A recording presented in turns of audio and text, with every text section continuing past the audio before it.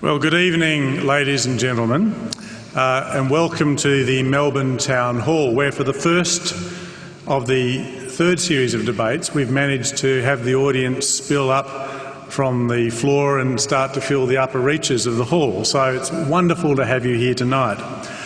On behalf of St James Ethics Centre, the Wheeler Centre, the Melbourne Food and Wine Festival, The Age, the City of Melbourne and the ABC, all of whom have worked together to make this event possible, I'd like to welcome you here to the Town Hall, as I say, for the first debate in our third season.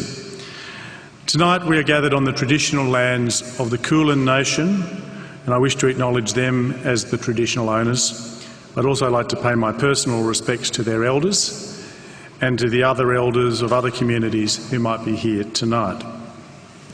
My name is Simon Longstaff. I'm the Executive Director of St James Ethics Centre, and I'm delighted to chair tonight's debate.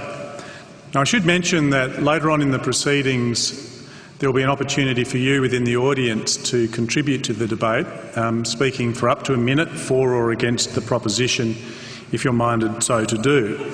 And so you should know that the event is being recorded by the ABC for subsequent broadcast both on ABC One television and on ABC Radio National. Some of you may be inclined to be tweeting during the course of tonight, so if you are, let me give you the hashtag. It's #IQ2OZ, IQ2Oz, and that's the one you can use and you'll be able to see how you trend. Now, there are some basic rules for this debate. You will have seen them outlined on the order paper provided. Some of them are just procedural about the time that people are going to speak, but others are more important in terms of the spirit in which we undertake this contest of ideas. We are strongly encouraging our speakers here, and if you speak in the debate itself, to be passionate and committed in the views that you might express. But we also ask you to respect the intrinsic dignity of the people who are participating, whether they're on the stage or in the hall. It's about having respectful disagreement, even though that might be passionate in tone. Now, hopefully everybody, as you entered, was asked your opinion about the topic. Are you for, against or undecided? And if you were, then that will have been recorded. What you should have found on your seat when you came in is a ballot paper, and that will be cast later on when we have the formal vote. Those ballot papers are very simple to use. If you're for the motion, you put in the for side. If you're against, cast the against side. But if you're still undecided, and I hope that you won't be by the time you cast your ballot, then just leave the ballot paper joined together and cast it as a whole, and it'll be counted as still undecided. Now, the form of tonight's debate is as outlined in the order paper. The topic is that animals should be off the menu. And it's now my intention to introduce each of our speakers, and I'll introduce them as a bit of a job lot, all of the speakers for the affirmative and then all of the speakers for the negative. And after I've introduced them, each side, I'd ask you to welcome them then as a whole. The first speaker for the affirmative is Peter Singer, born in Melbourne, educated at the University of Melbourne and the University of Oxford. He's taught at the University of Oxford, La Trobe University and Monash University. Since 1999, he's been the Ira W. DeCamp Professor of Bioethics at the University Centre for Human Values at Princeton University. And from 2005, he's also held the part-time position of Laureate Professor at the University of Melbourne in the Centre for Applied Philosophy and Public Ethics. Peter first became well known internationally after the publication of Animal Liberation, that seminal work in 1975. Since then he's written many other books, including Practical Ethics, The Expanding Circle, How Are We to Live, The Ethics of What We Eat with Jim Mason, and most recently, The Life You Can Save. He's joined by the second speaker, Philip Wollen. He was formerly Vice President of Citibank, specialising in corporate finance, mergers and acquisitions, and at the age of 34 was rated by Australian Business Magazine in their top 40 Australian headhunted executives. But at the age of 40, he witnessed cruelty on such a colossal scale that it affected him profoundly.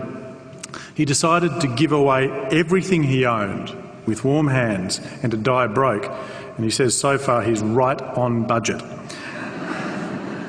Today he devotes his life to children, animals, the environment, the terminally ill, the homeless and the arts. He supports over 500 humanitarian projects in over 40 countries with schools, orphanages, shelters, sanctuaries, clinics and scholarships. And he's received the Order of Australia and in 2007 was Australian of the Year in Victoria. And finally, joining the team for the affirmative is Veronica Ridge, a senior editor at The Age, who's currently editing the Life and Style section of the Saturday Age. Previously, Veronica was editor of Epicure, The Age's weekly food and wine section, and in 2010 won the Best Food Journalist Award at Le Cordon Bleu World Food Media Awards for 3 articles published in Epicure on food ethics and the future of food. She's held several senior editing positions involving education, the arts, literature, entertainment, cultural and social trends, health and lifestyle and property. She's got an honours degree from RMIT University in literary journalism and studied philosophy, as I discovered during the chat before, though she struggled with some of the French philosophers, as we all do. A proud Melburnian, long after starting out as a cadet reporter, Veronica still gets a daily thrill from the publication of beautifully crafted words on newsprint and online pages. Please welcome them all.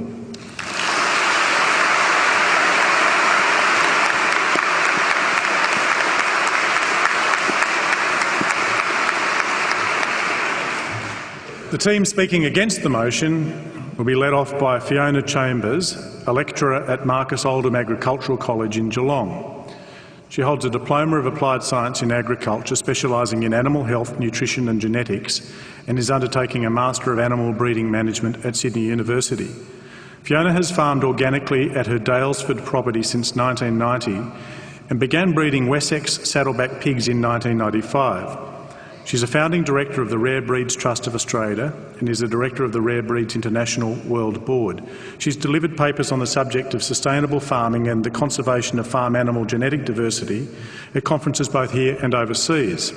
She's received a number of awards and fellowships in her 20-year farming career, most recently the 2011 Delicious Food Heritage Award and Best Bacon, the Foodie's Guide to Melbourne from 2010. She's been inducted into the Melbourne Food Hall of Fame.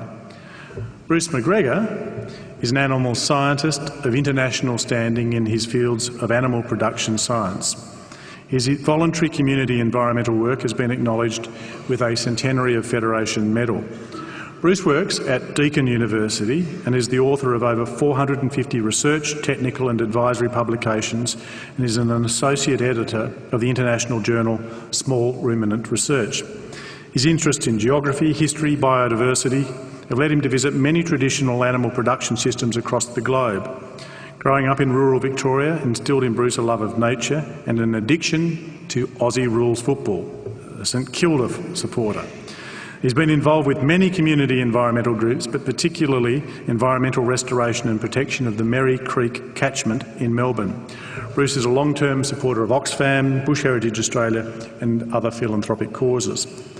And last but not least, Adrian Richardson, head chef at Melbourne's La Luna Bistro and a co-host of 10's Good Chef, Bad Chef television program. For many people, air travel and good food are mutually exclusive experiences. But for Richardson, it was one that led him to the other. I started working in kitchens, he says, part-time to pay for my lessons, and that's where it sort of kicked off. I gave up the flying lessons and went back to school. Since then, he's worked in some of the most prestigious kitchens around the world. Growing up in a household with a melange of North African, Middle Eastern and Italian cuisine, Richardson's heritage definitely helps explain his enthusiasm for quality food that's packed with flavour. What his heritage doesn't help explain is his interest in all things blood and guts, given one side of his family are in fact strict vegetarians. Nevertheless, when it comes to meat, Richardson wrote the book on it, literally. It's called Meat, and it was released in 2008 and provided readers with a simplistic guide on how to buy, cook and enjoy meat. Please welcome the speakers for the negative.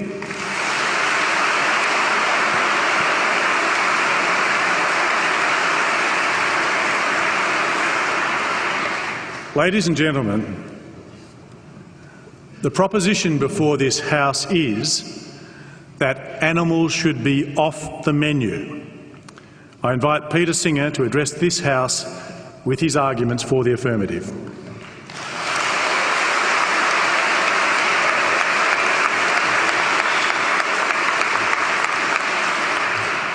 Thank you very much. It's a great pleasure to introduce this topic on behalf of the team that I'm leading. I think we will show you convincingly that animals should be off the menu.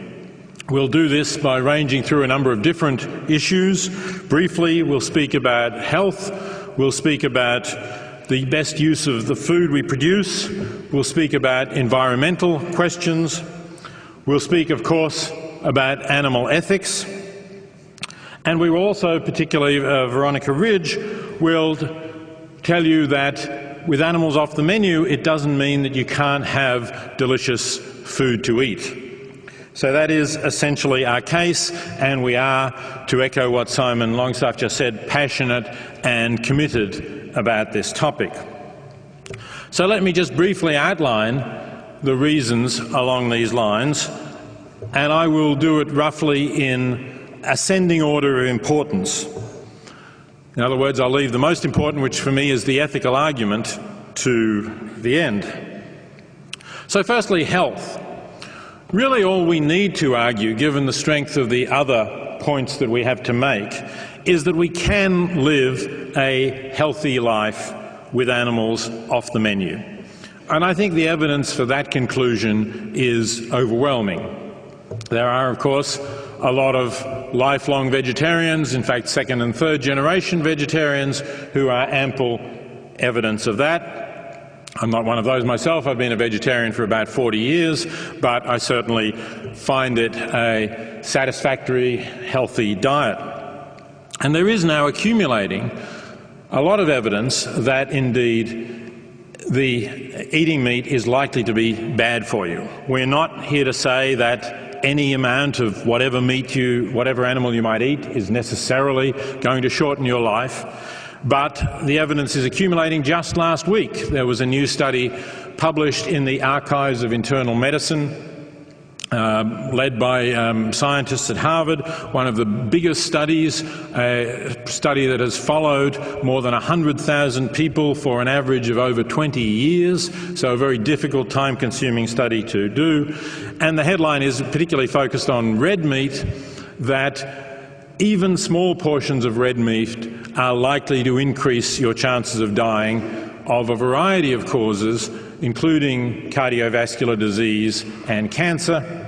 We've known for a long time that particularly bowel cancer or cancer of the colon and colorectal cancer are associated with red meat consumption.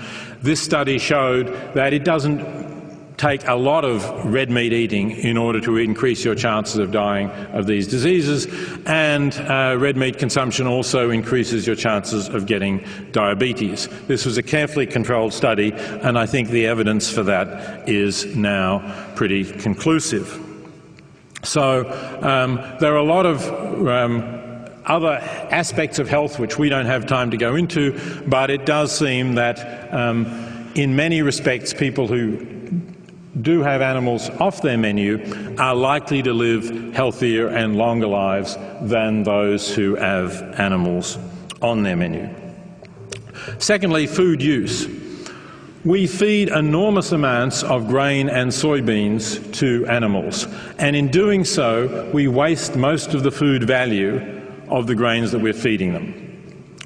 Depending on the species, the animals may return to us somewhere between 1/10 and 1/3 of the food value of the grains and soybeans that we put into them. Some people worry about the use of grain for biofuel, that this is raising world food prices and making it harder for the poor to be able to afford the grains that they need to live on. But in fact, the amount of grain and soybeans that is fed to animals is something like 3 to 4 times as much as the grain that is converted to biofuel. So this is a huge problem. We're talking about something like 750 million tonnes of grain plus additional quantities of soybeans being fed to animals each year. You divide that up among the population of the world, it's really enough to feed the world's poor if only we could distribute it properly and get it to them. So we are just wasting vast quantities of food in order to produce the large quantities of animal products which are, generally speaking, at least partly grain-fed. Thirdly, the environmental question. We all know about factory farms which are locally polluting in many ways, producing enormous amounts of manure which are real problems and tend to pollute rivers and waterways. But we're now increasingly aware that animal production is a major factor in climate change. The United Nations Food and Agriculture Organization said it a few years ago in a report called Livestock's Long Shadow, that animal production, livestock production, is a bigger contributor to climate change than all of transport. All of the buses, trucks, trains and cars and aeroplanes. And in fact, I think that's an underestimate because it doesn't really include the full weight, the full damage that methane does to the environment. Standard studies say that methane is 25 times as damaging to climate change as carbon dioxide. That is if you take it over a century, because methane breaks down more quickly than carbon dioxide. But if you think that we really need to slow climate change, not just in the next century, but in the next 20 years, before we reach what Tim Flannery has called the tipping point, when it gets too late to prevent climate catastrophe, then methane over 20 years is 72 times as damaging to the environment as is carbon dioxide. And animals, particularly ruminant animals, produce large quantities of methane. And it doesn't help if they're on grass. Some people might think that if you have your cattle out on grass, they're not grain-fed, it's environmentally more friendly. Well, as far as climate change is concerned, sadly, and I say sadly because I do think it's a better life for the cattle, but sadly it's actually worse. Per kilo of beef produced, cattle on grass produce at least 50% more methane than cattle fed grain, because they need more grass, and it's the digestion of the grass by the ruminant system that produces the methane, or digestion by the ruminant system, and it takes more grass, more digestion to produce a kilo of beef. So there is no way of having ecologically sustainable beef unless someone invents something that stops the cattle digestive system producing methane. Beef and other ruminants generally, but beef is certainly the worst offender, are contributing massively to climate change. Finally, let me come to the issue that started me a vegetarian more than 40 years ago. I don't think that we are justified in treating other sentient beings as things for us to use for our pleasure and convenience. And essentially that is what we do in meat production. We take other sentient beings, we use them in ways that are convenient for us, of which of course the factory farm is the most egregious example, confining them, preventing them moving freely just so that the meat gets a little bit cheaper. And I think that that is an abuse. I think that's a form of speciesism. That is, it's a prejudice against taking seriously the interests of beings that are not members of our species. We, I believe, are ethically obliged to give equal consideration to the interests of all sentient beings. Now, I don't say that that means they have equal rights with us. They obviously don't have the right to vote. They don't have the right to freedom of speech. That doesn't make sense. But given the interests that they have, interests in not feeling pain, interests in satisfying their basic instincts and desires, then I believe that we should give the same weight to them being able to live that kind of life as we would give to our own interests in living a decent life, and that is precisely what commercial meat production never can do. Thank you.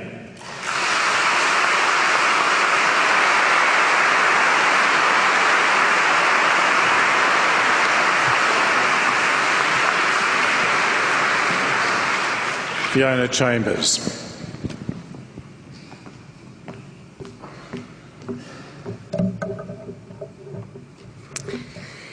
A mere 15 species currently account for over 90% of global livestock production.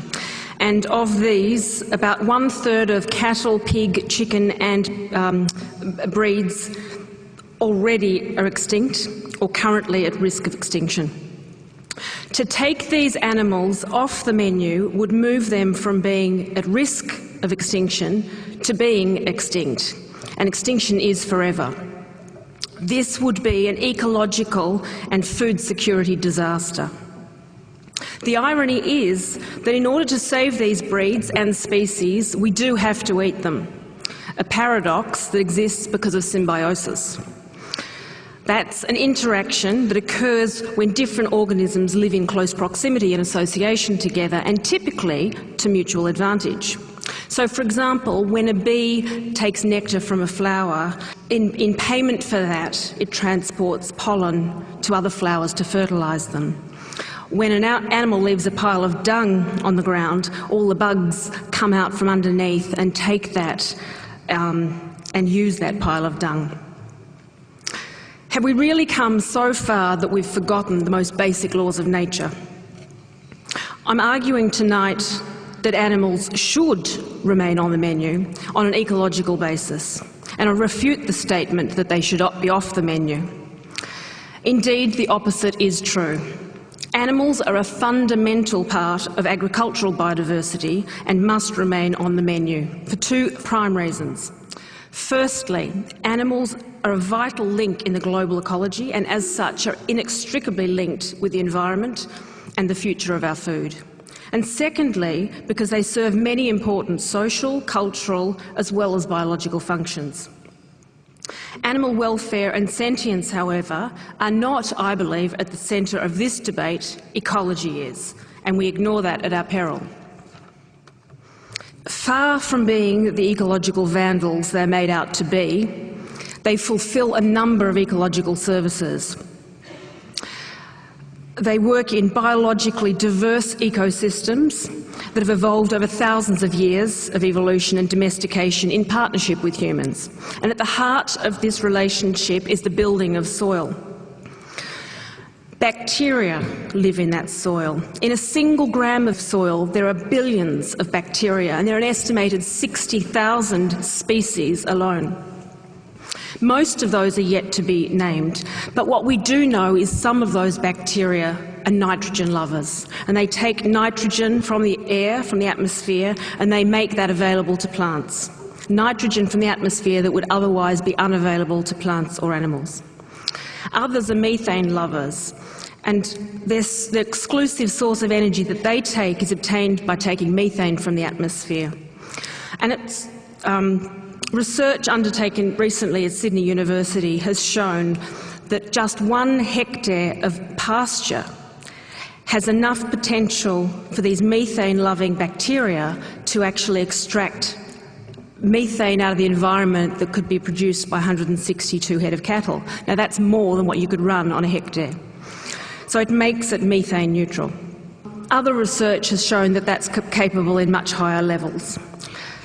It simply comes back to the management of our soil, the environment and the ecosystem, which includes the animals.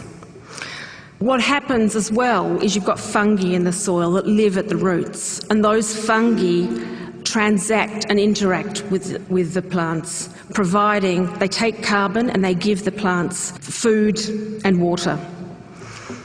And this is where the animals come in. If you think about a tree has branches above the ground and roots below. With a plant, when the animals come along and graze that plant, they slough off the roots at the bottom, and that's what builds soil. The most simplistic arguments that I've heard to justify vegetarianism often compare the efficiency of just 1 hectare of land, comparing what animals can produce and what plants can produce. But this doesn't take into consideration the fact that you cannot crop year after year after year the same bit of ground. You take that same bit of ground and you put a pasture phase in, and animals form an intrinsic part of that rotation.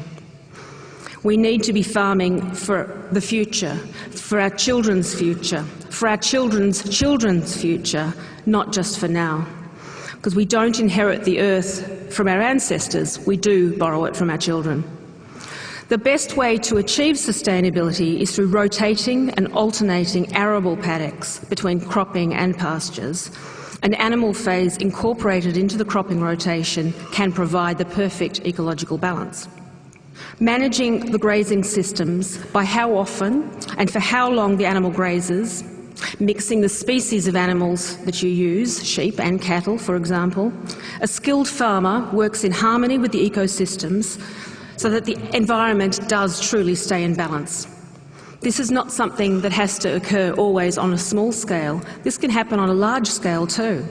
And we see examples in Australia where millions of hectares are run in exactly this way with low impact grazing systems. So I disagree that animals cannot be raised in a humane and in an ecologically sustainable way. The environment has been created so that it can take up every bit of methane that these animals give off. In terms of the social and cultural functions of livestock, we see examples all over the world where people live in harmony with animals. Hmong people in China working in the terraced rice paddies in the northern part of Vietnam or southern part of China, without the buffaloes that they live with to plough these terraced steep terraces for their rice, without the pigs that they eat to support them in these high remote villages, without ducks and fish to eat the bugs, the mosquito larvae that exist in the rice paddies. Without all of these things, these people would not exist and work the land as they do. They would not then capture the rainfall in these mountainous areas and stop the erosion. Well, that rainfall would go downstream and cause erosion, and the fertile deltas downstream would not be able to grow food for their populations. Ecological farming is the key. In 1543, Copernicus first suggested that the Earth revolved around the Sun and not the Sun around the Earth. It took 70 years for Galileo to support these same views, and he was tried for heresy by the Inquisition, sentenced to spend the rest of his life under house arrest because this view questioned the strongly held beliefs about the dominant position of humans and the supremacy of God. It only took 400 years to the Vatican to issue a formal apology to Galileo, so we now know that the Earth does in fact revolve around the Sun. But we don't have 4 years to get this right. Animal welfare and animal sentience are important. They're important just as the Earth and the Sun are important, but they are not the central issue. Without diminishing at all the importance of this, the highest animal welfare standards alone do not guarantee us ecologically sustainable farming systems, and this must be our highest priority because our future food security depends on it. FAO supports this view and has stated the conservation and sustainable use of biodiversity for food and agriculture play a critical role in the fight against hunger by ensuring environmental sustainability while increasing food and agricultural production. Thank you.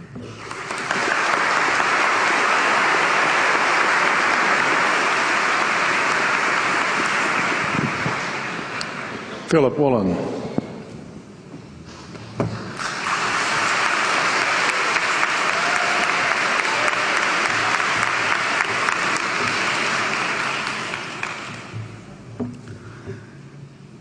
King Lear, late at night on the cliffs, asks the blind Earl of Gloucester, "How do you see the world?" And the blind man Gloucester replies, "I see it feelingly. And shouldn't we all?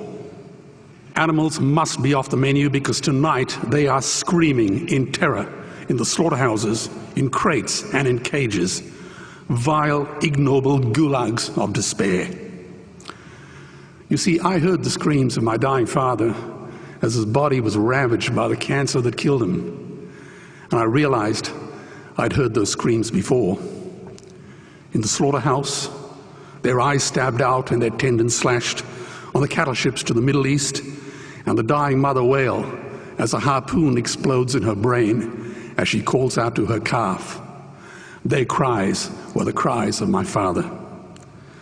And I discovered that when we suffer as equals. And in their capacity to suffer, a dog is a pig, is a bear, is a boy. Meat today is the new asbestos, more murderous than tobacco. CO2, methane and nitrous oxide from the livestock industry are killing our oceans with acidic, hypoxic dead zones. 90% of small fish are ground up into pellets to feed to livestock. Vegetarian cows today are the world's largest ocean predators.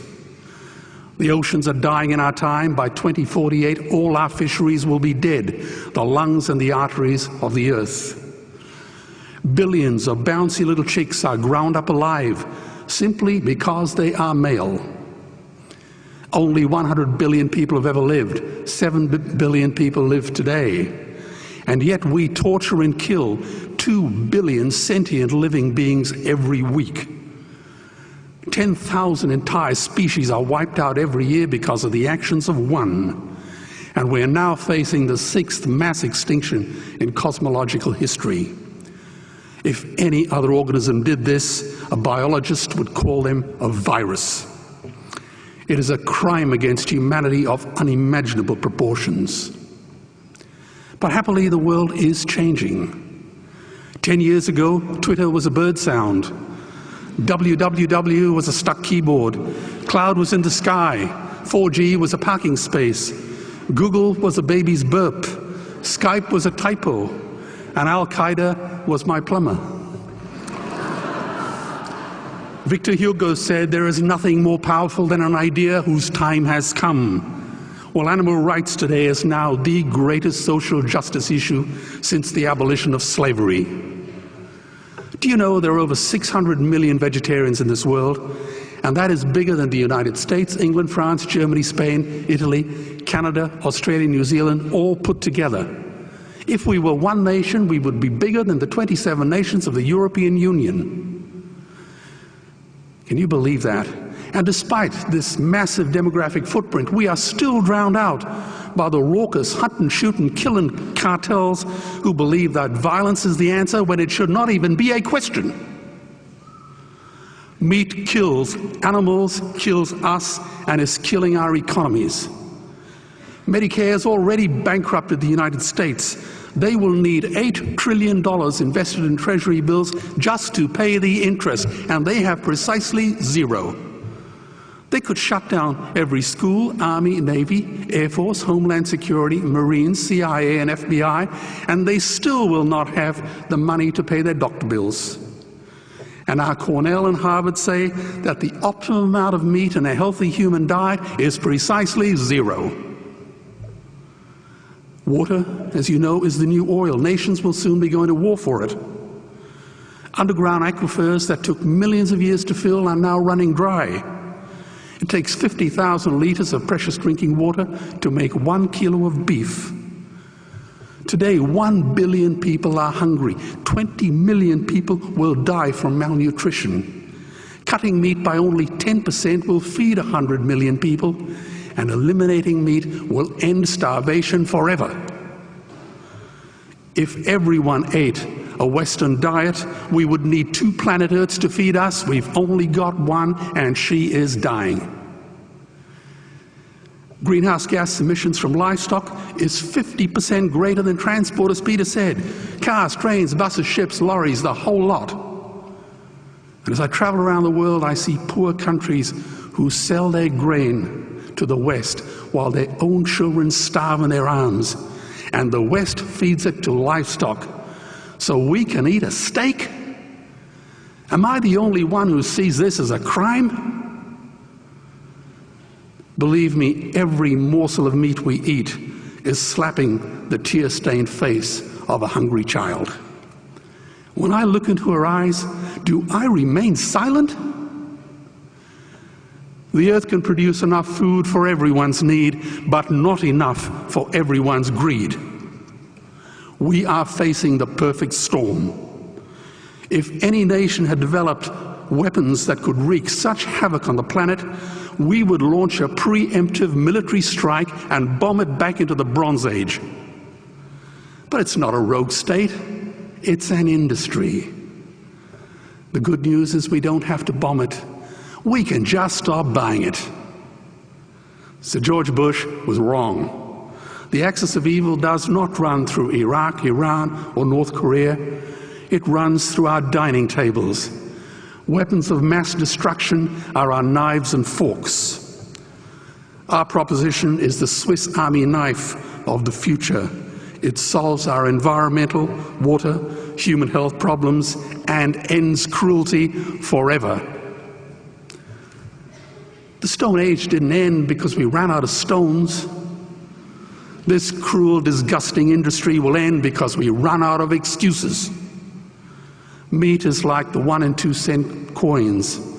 It costs more to make than it's worth. And I come from the bush. Farmers are the ones with the most to gain. Farming won't end, it would boom. Only the product line will change. Farmers would make so much money they won't even bother counting it, and I'd be the first to applaud them. Governments would love us. New industries would emerge and flourish. Health insurance premiums would plummet. Hospital waiting lists would disappear. Hell, we'd be so healthy, we'd have to shoot someone just to start a cemetery. So tonight I have 2 challenges for the opposition. 2 challenges. Meat causes a wide range of cancers and heart disease.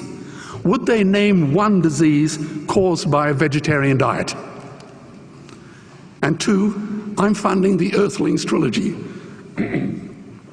If the opposition is so sure of their ground, I challenge them to send a copy of the Earthlings DVD to all their colleagues and all their customers. Go on, I dare you.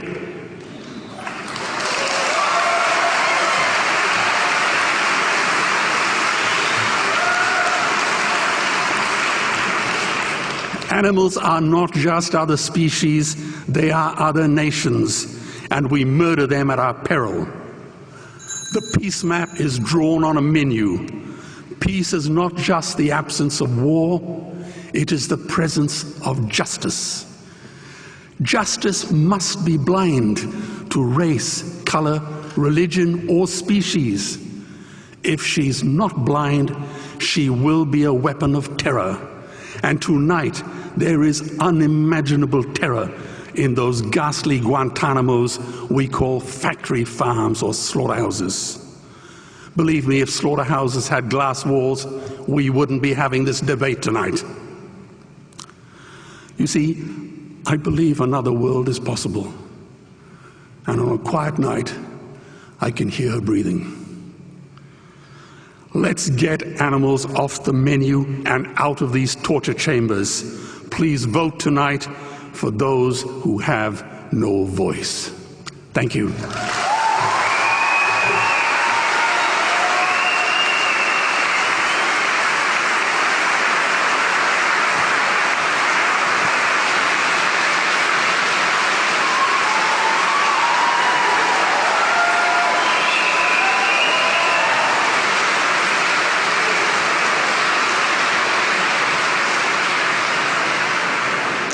Bruce McGregor.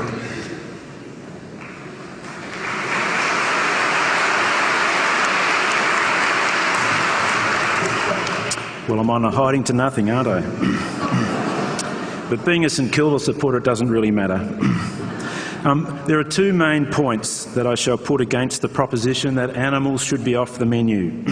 And these relate to human society and ecological sustainability. It's easy for us all to go and visit places where there are people who have animals on the menu, and if you're in any doubt, just pick up a Wheeler production called the Lonely Planet Guides. And in the Lonely Planet Guides you'll find directions to find Mongolian pastoralists who milk goats and horses, people in the Andes who use llamas to carry their goods, Tajik women who cook bread on fires fuelled by dung, and Japanese and Chinese fishers who use cormorants to catch their fish to feed their families every day. Arguing that animals should be off the menu threatens the food security and livelihood of at least 2 billion people. In relation to human societies, there are 3 points which I wish to make. Firstly, taking animals from the menu will actually remove a vast amount of not only meat, but also milk and milk products such as yogurt and cheese, often essential items in the diets of vegetarians. You may ask, how is this possible when the animals don't have to be killed to produce meat? You need to remember an important thing. Half of the progeny are male, which do not produce any milk. And for efficient milk production systems, most males are grown to a suitable size and sold or used for meat, and only a very few are kept for breeding. The problem is that if you keep all the males and unproductive females, you'll have a huge waste of feed resources, and over time there'll be a steadily declining production of milk or whatever the product you're concerned is per area of land or feed resources. The second issue is that the affirmative position implies that many humanitarian organisations are misguided and morally wrong, and so clearly are the people who support them. Organisations such as the Australian-based Oxfam and the United Nations Food and Agriculture Organisation have advocated for years that to improve human welfare, we need to improve animal farming practices across the developing world. For example, the US-based Heifer Project International has run their Women in Livestock Development program for more than 20 years. Why have they done this? They've done it because women told them that they wanted healthy children in a healthy environment. They were sick of living in places covered in dust storms. Women told them that they wanted animals. And to do this, the Wild Women program provides them with animals and training. The women build up their herds and provide milk and meat for their children, and they generate income by selling their surplus. Without the use of animals for meat, there would be many more people trapped in poverty, and I'll explain that further as we go. The third point is that animals are also very important in many traditional economies as they are used as a bank and represent people's families' wealth and inheritance. This is underwritten by the value of the animal as meat. Livestock such as chickens, rabbits and goats are sold when these people need cash for cash transactions. Thus, if all markets were removed for meat by the stroke of the affirmative team's pen, food production will decline, food prices will increase, and 2 billion people will head towards starvation, probably losing their life savings and inheritance. Does the affirmative team really think these people are morally wrong? Have they considered all the implications for a large slice of the world's population by taking animals off the menu? I don't think so. So I've purchased a small gift from Oxfam to remind them of these issues. They include a card about chickens, duck and goat. The goat card says it's gruff, tough and does heaps of good stuff.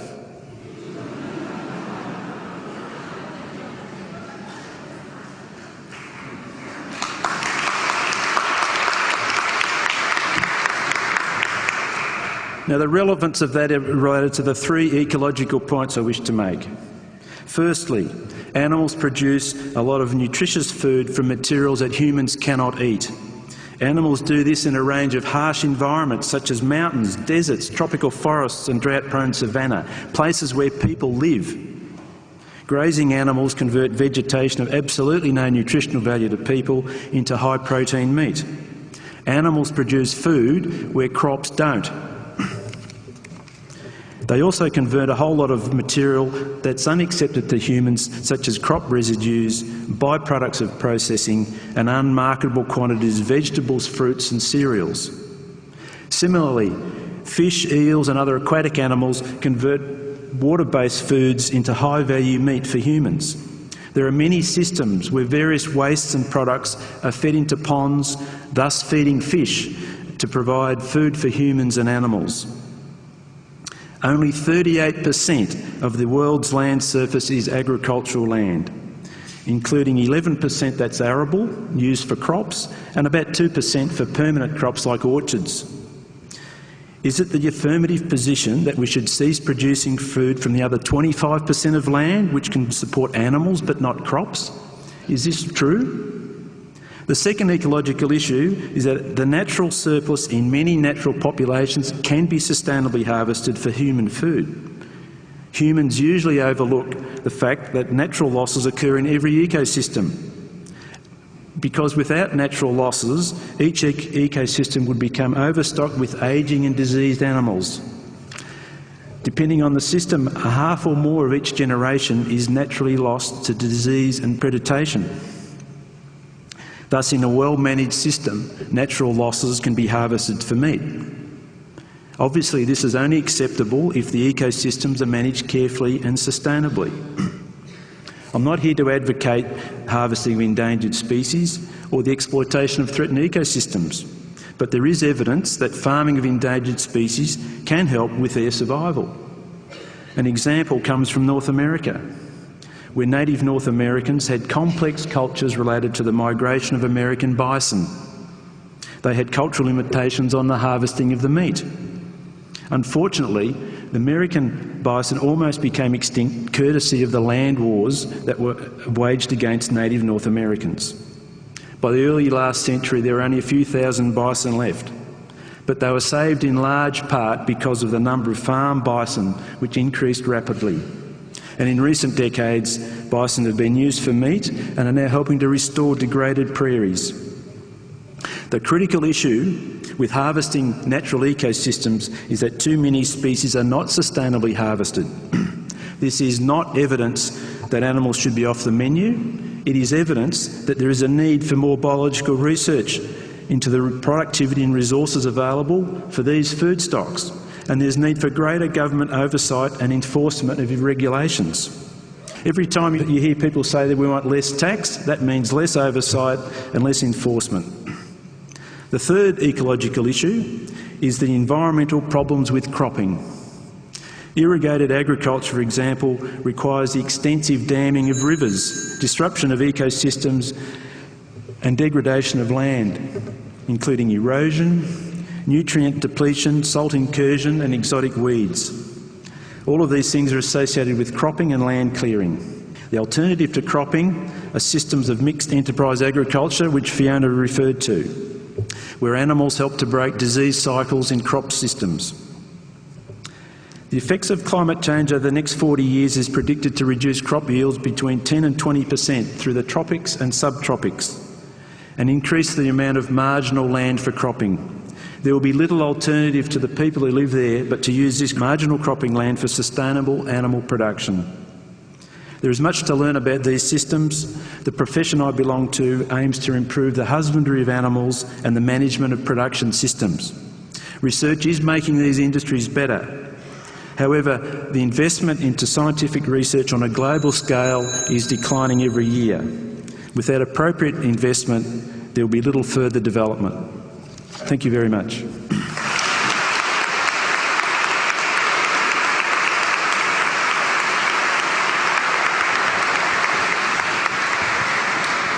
Veronica Ridge.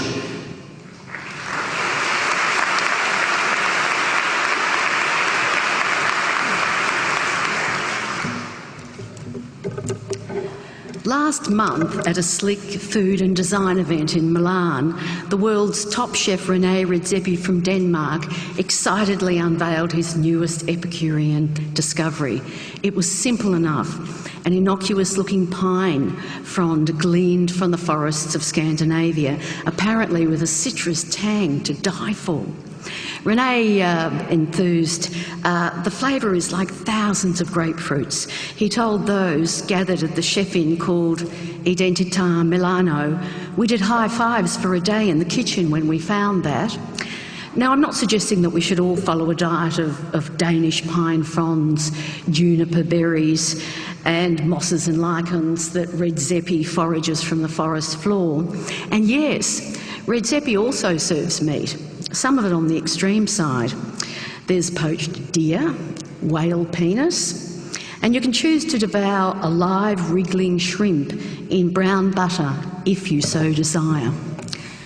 The point I'm making is that at the world's top restaurant today, you can have a wonderfully entertaining, inventive and delicious meal made for you without slaughter.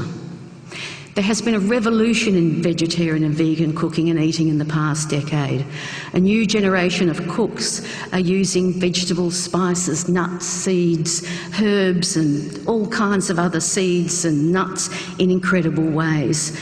Gone are the mung beans and bland wholemeal pies that accompanied the whiff of 1970s hippiedom. In fact, much of the pleasure and excitement in eating today is this new wave of vegetarian and vegan food that follows an ingredient-led locavore agenda. Let me share a dish with you from a distinguished European vegetarian restaurant, the Café Paradiso in Cork, Ireland. Its description: creamy feta, pistachio and couscous cakes with sweet and hot pepper jam, citrus greens, coriander yogurt and spiced chickpeas. Vegetarian degustations you can get here at Jacques Raymond, Vue de Monde, the Royal Mail at Dunkeld, at the Lake House at Dalesford are among the finest that you will find anywhere. Jacques Raymond's latest vegetarian degustation menu has 9 courses that build in texture, richness, flavour and drama as each is served. The final savoury dish in the lineup is a warm terrine created using lightly steamed Nicola potatoes, layered with aged Comté cheese and then seared to a golden crispness top and bottom. It's paired with crunchy tempura enoki mushrooms, a clean green sage and nettle puree, sharp poached nectarine for contrast, and there's a lovely hit of wasabi from granules that are a bit like sand, using a molecular gastronomy cooking technique. No amount of beef, lamb, chicken or fish could improve these meals. The same goes for vegetarian and vegan food from Melbourne's ethnic cuisines: Indian, Lebanese, Japanese, Mexican, all cultures that celebrate delicious and healthy animal protein-free dishes, and they have shown us how to do it. Recipes. The most innovative vegetarian recipes today are from the food writer Yotam Ottolenghi, who pens a column in The Guardian called New Vegetarian.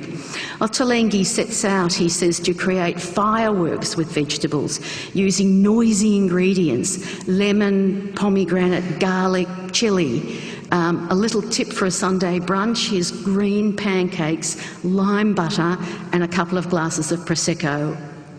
Google his recipes, you'll be amazed. Meat alternatives.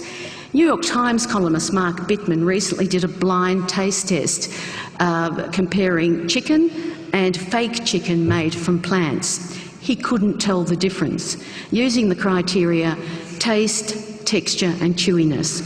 Bittman wrote, "Would I rather eat cruelly raised, polluting, unhealthful chicken, or a plant product that's nutritionally similar or superior, good enough to fool me and requires no antibiotics, cutting off of heads and other nasty things?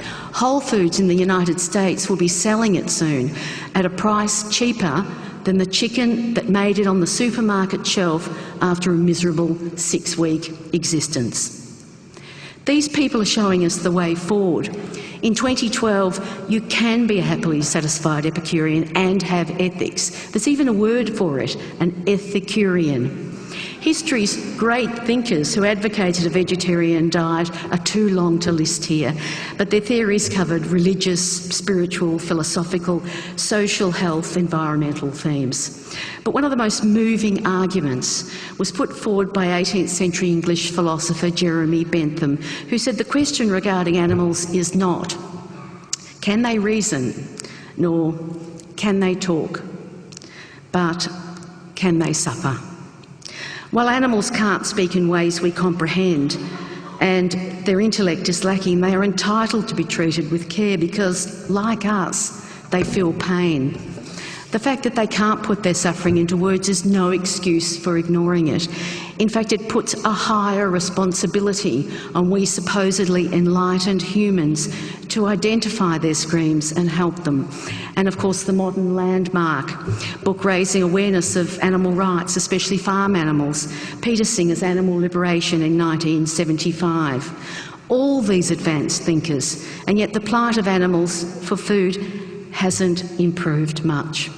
Food production methods in the Western world, used since the 1950s, driven by a demand for ever cheaper food, are not only damaging our health and the environment, they have led to the inhumane, intensive farming of animals. Bruce and Fiona have mentioned the Mongolians and Chinese who do use meat in their daily lives. But in fact, we are defending that animals should be off the menu here. We have the choices. Some people don't. And too many people nowadays have been lulled into a sense of complacency by the thought that animals are slaughtered humanely, presumably then, therefore, removing any possible humanitarian objection to the eating of meat. Unfortunately, nothing could be further from the facts, as we have all seen in recent shocking footage, including an Australian abattoir. There is no such thing as humane slaughter, and there is a glaring double standard between the way we treat our pets with care and respect and not the animals we eat. Melbourne University academic Siobhan O'Sullivan argues in a new book that the key to understanding this is out of sight, out of mind. The more visible an animal is within the community, the more likely we are to treat it with kindness and respect.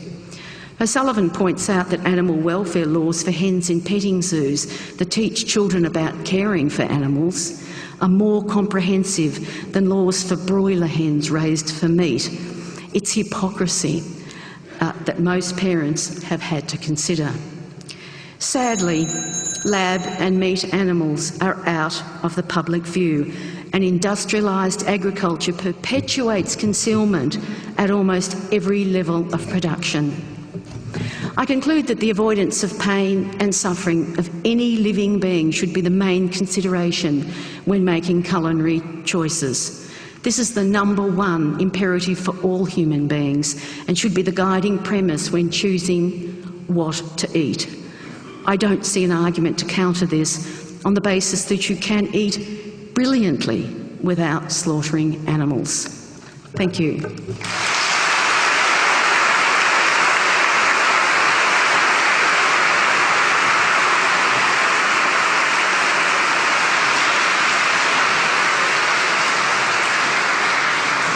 Adrian Richardson.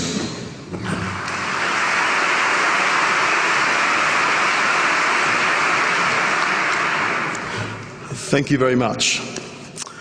I love meat. I love cooking meat, I love eating meat, and I love serving meat to other people. If it's got a pulse, I can cook it. And there are plenty of people here tonight that have eaten my moist, juicy, tender beef. If you haven't, you could always pop down to my restaurant, La Luna Bistro. Just tell them Adrian sent you. Well, we did an audience survey earlier on tonight, and the results showed that 78% of the people here tonight have eaten meat in the last 6 months. So I think that I can speak for the majority of people here that it'll be over our cold, dead bodies if you take meat or animals off the menu. It would be un-Australian. We, of course, are the country that invented the BYO meat barbecue. We are meat eaters, carnivores. We are so close to our mammoth hunting, savage ancestors that it's not funny. It's in our nature, it's natural. Imagine the days of roasting wild boar over hot coals underneath the stars. That was us, people. And if you have any doubt as to how close we are to our ancestors, you just have to go to any AFL website. Just click on any link. Collingwood's got a good one. Now for the other 22%, the vegetarians, the non-meat eaters, and their friends, the vegans. I can see you almost bracing yourself, thinking I'm going to take a swipe. Well, that's not happening tonight.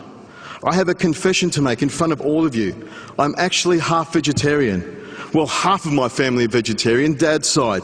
My grandparents, Peter and Kathleen Richardson, brought my father and 9 of his siblings up to be staunch vegetarians. They believed that life is sacred. And I agree. I think that vegetarianism and the act of not eating the flesh of another beast is a most noble cause. They made that choice, they believed in that choice, and for that I have always had a great deal of respect for them. But it all comes down to choice. If you don't eat meat, great, bully to you. But if you do eat meat, which most of the world's population do, it's how you choose that meat. That's important, and that's what this debate should be about.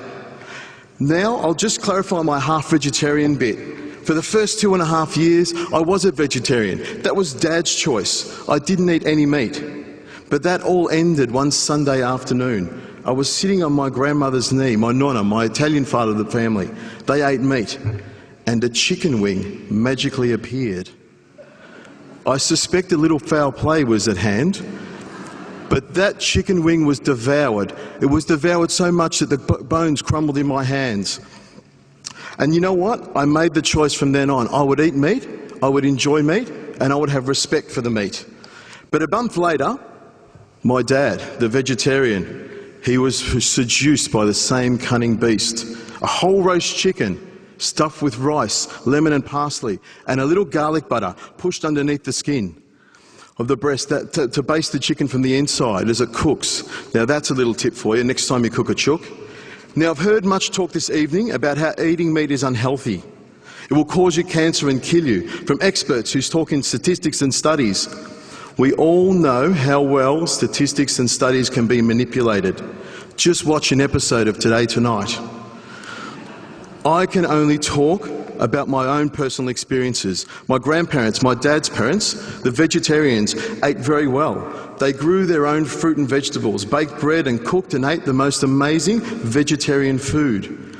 They ate a balanced diet, a very healthy diet. They lived into their 90s, healthy and very happy. And my grandmother, she'll be watching this later, she's alive and well today at 92. My mother's grandparents, the Italian side, the Forets, they ate meat. They ate pasta, beans, fruit and vegetables, much of it grown in their backyard as well. What they ate was just as healthy as the vegetarians. They cooked and served me the most amazing Mediterranean food, and they both lived happily and healthy into their 90s. So to hear the argument that eating red meat will kill you just doesn't wash with me. I think it's a load of baloney. I think it's information manipulation.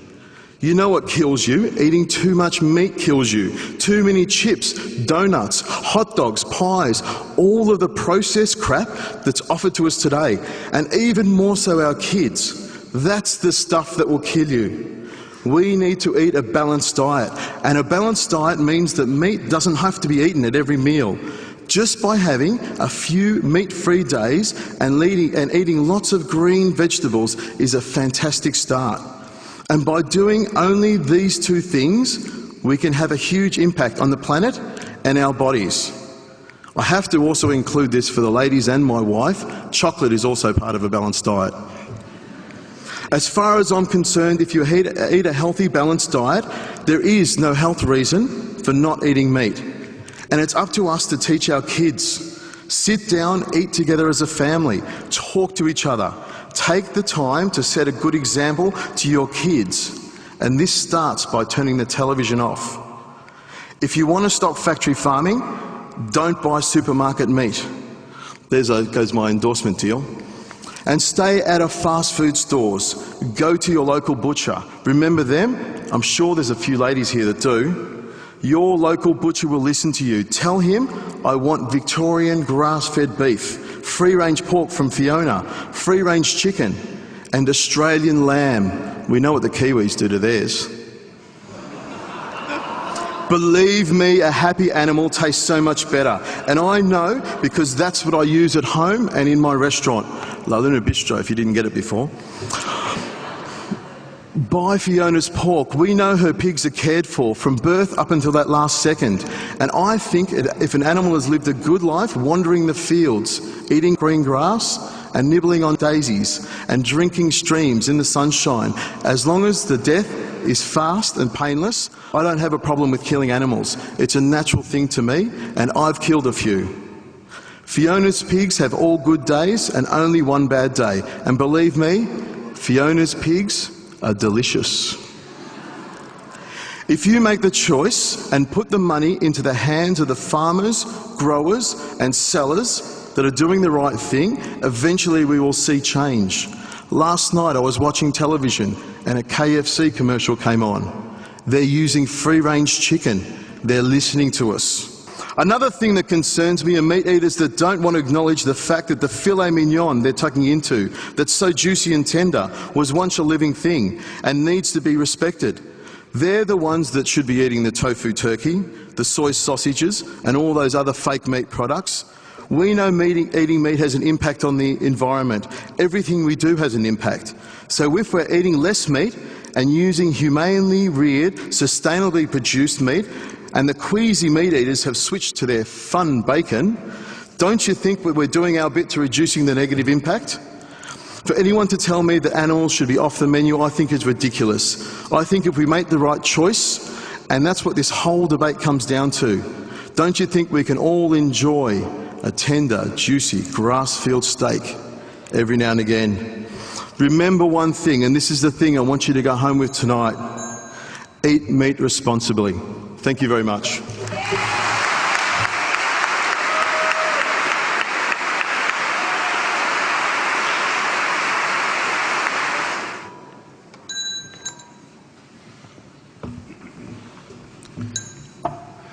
Well, ladies and gentlemen, you've heard the arguments from our 6 speakers, and in a little while you'll be able to cast your vote. But before you do, there's an opportunity now for people in the audience themselves to contribute to the debate.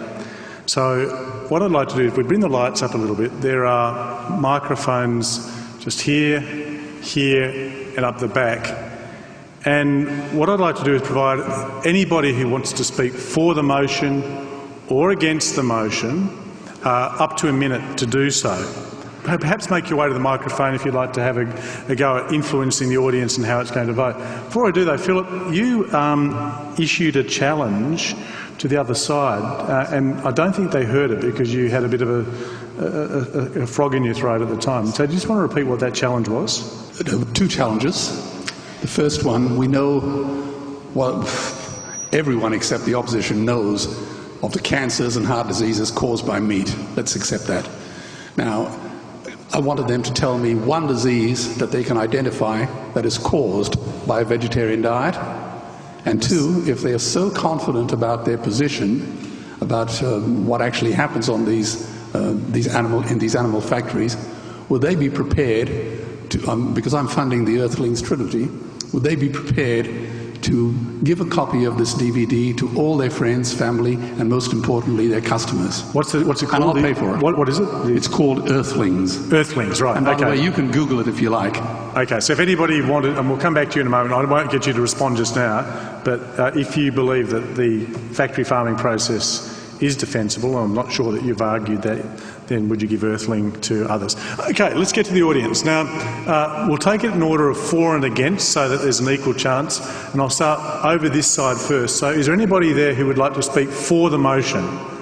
Yes, if you do, if you could just give me your name, and then you've got for a minute and you'll get the bell like everybody else. So away you go. Great. My name's Matthew.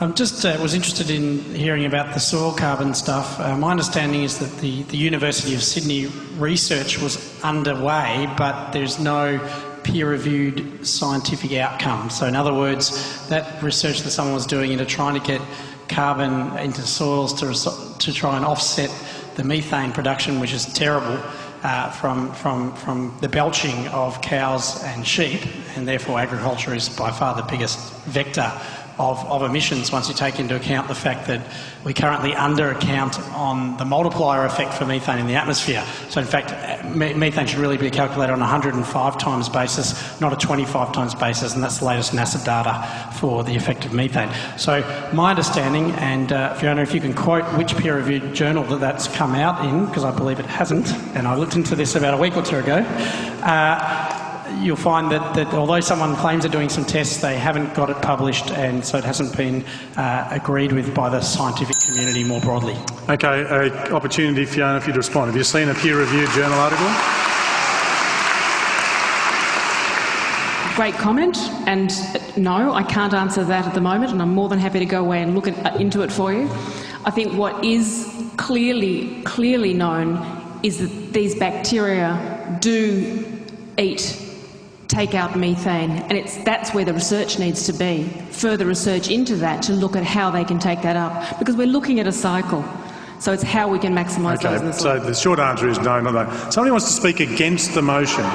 My name's Wei. I happen to be a doctor, and I'd like to make some comments about Mr. Wollen's challenge about the health effects of a vegetarian diet. Now, I would like to comment that there has been some research that shows that vegetarians do lead healthier lives than meat eaters, but unfortunately a lot of the meat eaters in those studies are those who eat, steaks and hot dogs and chips and hamburgers every day. What hasn't been adequately studied are people who eat a balanced, healthy diet with small, medically recommended amounts of meat. He wanted me to mention a number of diseases that can be caused by a vegetarian diet. Now, I do agree that a balanced vegetarian diet can result in very good health, but unfortunately it's not always easy to get it right, and a significant number of people do get it wrong. I think in Western society, a vegetarian diet does lead to the increased risk of deficiency of calcium and iron, which can impair brain development. In the third world, it's almost a death sentence. I'd like to mention that Mr. Wollen mentions cancers and cardiovascular disease especially. Now, nearly everything causes cancer, but one of the most studied and most infamous carcinogens is aflatoxin from plants. Okay, thank you. Thank you. Okay. So I'll now take somebody who wants to speak. Can I just comment? Yeah, I just wonder whether Dr. Wei has actually seen the Archives of Internal Medicine study that was published a week or so ago, because it is controlling for the variables you've mentioned. It's controlling for other things like the amount of fat eaten, whether people are eating chips. It's also, relating to what Adrian said, it is both unprocessed and processed red meat. It's not only. So I do think there is evidence that even modest amounts of red meat contribute to an increased mortality from these diseases. I have a fantastic mind for trivia, and I remember learning at school that if you eat 20 kilograms of onions, you'll get sickle cell anemia. And that will be the least of your problems. Right, I'll come back. Down here, somebody wants to speak for the motion. And Adrian, you said that eating meat is a natural thing. We've evolved to do it. But I want to know what is natural about drinking another animal's breast milk, scalding chickens alive to defeather them, force-feeding ducks with tubes down their throats so that we can enjoy foie gras, and systematically separating male and female calves so that one can be slaughtered for veal and the other for breeding, and what is natural about keeping hundreds and thousands of animals cooped up in cages in which they cannot stand up, they cannot turn around, and they can barely move. Right.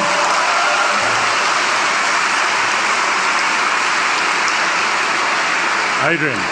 Well, what you pull out is the worst stuff that's going on in the meat industry. I don't use foie gras, I never have and never will. I use free-range chickens. That's what I like. Now, it's about doing the right thing, and I don't think, you pull out all this emotive language, and it's wrong, some of this stuff. And if you're worried about veal and, geez, it's horrible to, we shouldn't be eating veal and we shouldn't be killing baby cows, don't eat milk and cheese. Take it off your menu. You're the ones that can control this. That's what it's all about. If you don't want to eat these things, don't buy them, and the people who are providing it will stop doing it. They'll start growing soya beans or whatever else you choose. Okay. Is there somebody down here who would like to speak against the motion? Yes, you come forward then, you take priority. Thank you. My name's Michael O'Neill. I actually raise rare breed cattle in a very ethical manner, so much so that Fiona Chambers actually sells them through her farm shop. My question is for the team. The third speaker highlighted a number of dishes that leading chefs here and internationally all serve, and held them up as a paragon of vegetarianism. Over half of them contain dairy products. One of the principal arguments with the fora team is the cruelty aspect and the ethics of meat production. The dairy industry is possibly one of the most unethical industries. How can they advocate dishes or that we should eat dairy product when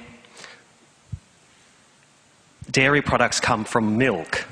Milk can only be produced when a female lactates. For a female to lactate, it has to conceive and deliver a live birth.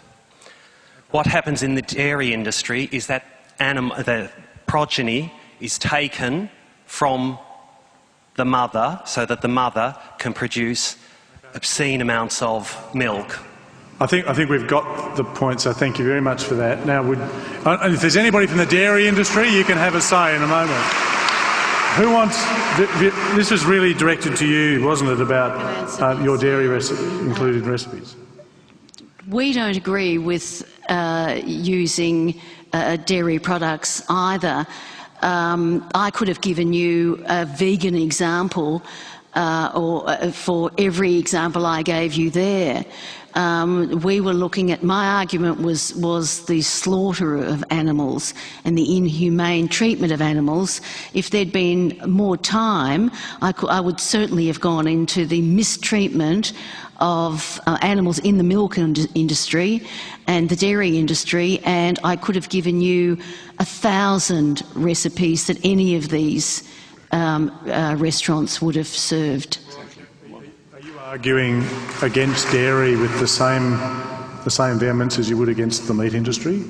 Yes, I am. Right, okay. Somebody who wants to speak for the motion from up the back. Is there anybody up there that's waiting to speak? I've just got a couple of points that I want to address from the side speaking against. The first one is that I felt like the actual moral issue of the sentience of the animals themselves wasn't really addressed by the side speaking against, and when it was the last speaker, sorry, I forgot your name. You mentioned that if you do see the moral issues of eating sentient beings, then eat less meat, but for me that's on the same spectrum as not eating meat at all. It's just probably taking less action. Another issue that I found with your arguments was one of you mentioned human superiority and certain thinkers having different ideas on the kind of speciesist view that humans have had throughout history. I found that kind of ironic, considering I think that's the debate that we're having right now, is, you know, how important we are as opposed to the rest of the other beings that we live on Earth with. And I feel as though the bringing up certain cultures in other countries is kind of a form of cultural relativism, where you kind of remove yourself from the moral dilemma and excuse it because it is a different culture. Okay, thank you. Just hold that. We'll come back to you in a bit later. We'll get a few more people. Somebody who wants to speak against the motion? Yes, down here, and then we'll take one for the motion from over there. Yep. Hi. Just putting aside sort of the actual consumption of meat once it's, or the consumption of animals after they've been slaughtered. If it's no longer an economical situation where we are eating meat, then what do you actually imagine happening to those animals? Would they, I mean, what is the ethical argument behind that? So it's really, what's the alternative for animals if they're not going to be eaten in the world of this thing? Again, hold that, we'll come back to that. And a speaker for the motion down here. Yep, I have a question directed at, is it Bruce in the middle? Bruce? Hi. All right, Bruce, I'm a Yank, and I was delighted when you mentioned one of my favorite species of animal, which was the great American bison.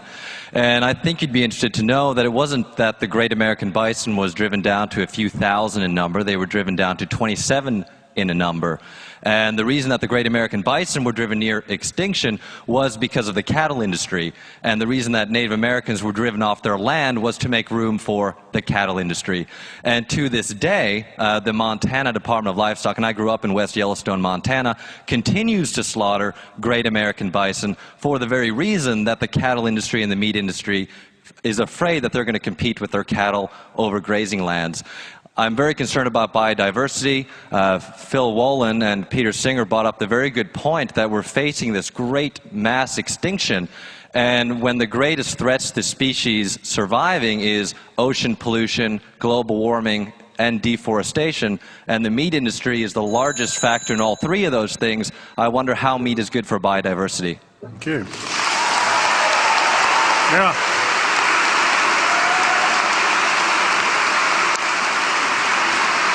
So let's start off with animal sentience, Fiona, which I know you wanted to say something about. I was going to firstly respond to the speciesism side of things, because why limit it to a sentient being if we're not going to be speciesist?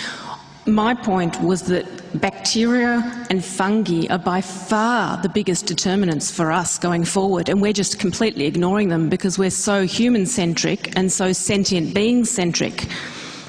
That was my argument. Right, okay, well that's something. Now, do you want to say anything else about sentience? Anybody? Yes, Bruce. A comment about this, because if people need to eat something to live, and we're making a choice between eating live plants and other things. So the argument that's been put to you is that we shouldn't eat sentient animals, but we're allowed to eat plants, which are living things. So you need to really get your ethics clear here about what you are doing as a biological organism, which actually you depend on bacteria in your gut actually to digest most of your food anyway. So you're going through a different process altogether. So we need to be clear what the questions are. And the question that we were asked to debate was that animals should be off the menu, not for us, off all the menus. It doesn't say off our menu or you know, Peter Singer's menu. It says off the menu. Thank you. Now, let's go to a couple of things that were put. One question was about, coming from the floor, Philip, which I think you wanted to answer, was in relation to how should the animals that are no longer going to be eaten, how are they to live? And then I want to, perhaps Peter wants to come in. Let's take this as a serious question about whether or not one's ethical concerns should extend beyond those of other sentient beings to other forms of life, other orders of being. How should we think about that? So, Philip, you have a crack at the first one. You ask, what are we going to do with the animals that we've already got sitting on Earth with us right now? Those animals came into being because their parents were artificially inseminated. They were produced in a factory, an animal factory. All we got to do is turn off the factory. What about just talking about the dairy industry? How did the cows were actually artificially inseminated? So that's a big piece of it. In fact, of the 70 billion animals that are killed according to the FAO every year, 50 billion of them are poultry. And so let's assume, however they come into existence, yes, the cages are thrown open, the pastures are made free range, and the animals wander the world. What happens to them? They're not going to overrun us. You know, let's face that. How will they fare? I'll cut you a bit of slack. I'll let you eat all the animals that are already sitting in the factory farms. Just stop producing any more. Okay? Okay. And Peter, the question about other orders of being, why those with sentience being given privilege? I think the fundamental principle here is, as I said, one of equal consideration of interests. Now, I think to have interests, you have to have experiences of some sort. We have interests in not feeling pain and in enjoying our lives, and so do non-human animals generally, certainly birds and mammals, I would say all vertebrates. I'm not going to go to the wall saying that an oyster is capable of feeling pain, and if somebody wants to say, well, I'm going to leave oysters on my menu, I'm not really going to argue against that. And certainly I don't think that bacteria are sentient beings, and so I don't think that they have interests. So giving equal consideration, You can give equal consideration to oysters and bacteria if you like, but if I'm right in saying that bacteria anyway have no experiences, are not conscious, then it's just giving equal consideration to no interest at all. So it's like when you try to multiply 12 by 0, you still get 0.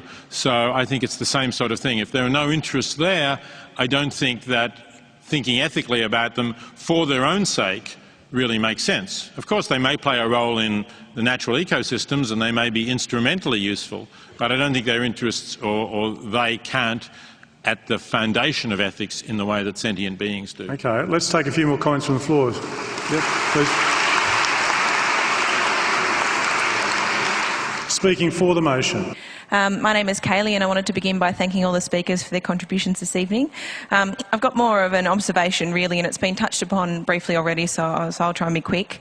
I just wanted to say that the fact that the team in the negative chooses to focus on primarily the ecological side of the debate only and to reduce animals to mere units of production, to items on a menu and to their usefulness in terms of means to human ends, I think it shows a reluctance and perhaps a fear to engage on the ethical issues that arise from eating animals. So that's my first observation. And secondly, in response to the idea of choice and that we choose to eat vegetarian or vegan or we choose to eat meat, where is the choice in this debate for the animal that is factory farmed and that is produced? Thank you. Okay, thank you. Is there somebody who would like to, up the top there, who'd like to speak against the motion? Yes, up the top. First of all, I think that the strawman argument about factory farming is a bit boring at an intelligent debate, because I can't think that there'd be anybody in this room who would actually be in favour of factory farming, and stand up if you are. I think that that's not what we came to debate, though. It's about whether meat should be on the menu or off the menu. And the questions about moral relativism and cultural relativism that we've all heard just now have also elided the role, although it's been canvassed briefly, elided the role of meat in the global south. And for us to sit here in our kind of luxurious first world lives and have a choice about vegetarianism, which I respect, I think is unconscionable to apply to others who don't have the same choices. And so if you're going to take the moral position, you need to be very careful about whether you're taking that position for others whose best source of nutrition might be the family pig that's in the field nearby, that's part of their agroecological system. Okay, thank you.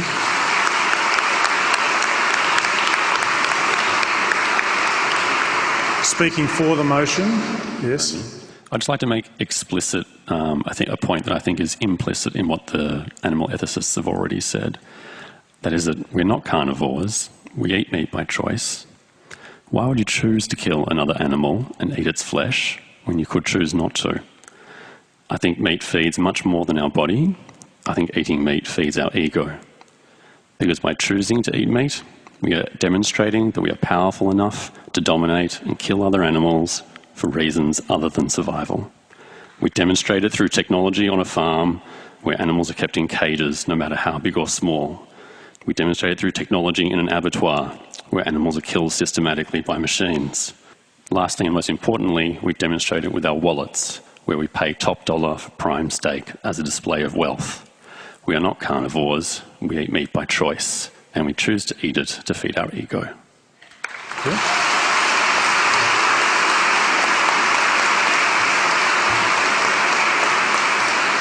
Anybody down here who wants to speak against the motion? Yeah. First, I guess a question for Veronica.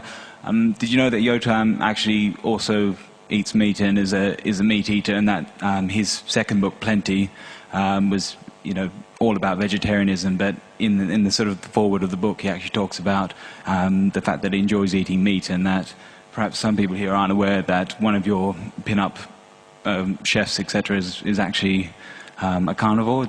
Are you aware of that fact? I'm very aware of it. Yeah. He's made it very clear for many years that in fact he is a meat eater, but he's also a very inventive food writer, and that's why he was employed by The Guardian at a time when the readers wanted clever, exciting vegetarian food. But I'm certainly aware that he does eat meat. It's, the point I'm making is that his vegetarian recipes are really clever and creative and well worth looking at. Okay, so you've got 32 seconds to go. 32 seconds. Okay, I guess a question for all those on the force side. Have any of you bought a wool suit or wear leather shoes now in the last sort of 6 months? I'd like to answer that for me. Yep. Many years ago, when I'm a merchant banker, I jetted around the world like some big shot. And my favourite food was filet mignon and lobster, a fact of which I'm so profoundly ashamed. Today, I don't consume any animal products. The shoes that I wear, my belt, even my watch band, have no animal products in it. And I can now look in the mirror in the morning with a clear conscience.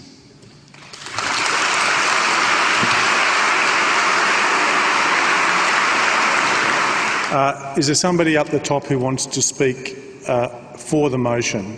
Yes, and then we'll take... So I guess that I feel like there were two arguments raised that I think were flawed and I think are often used in different moral debates. I think the first one is the idea that if something is natural and humans have done it historically, then it makes it okay.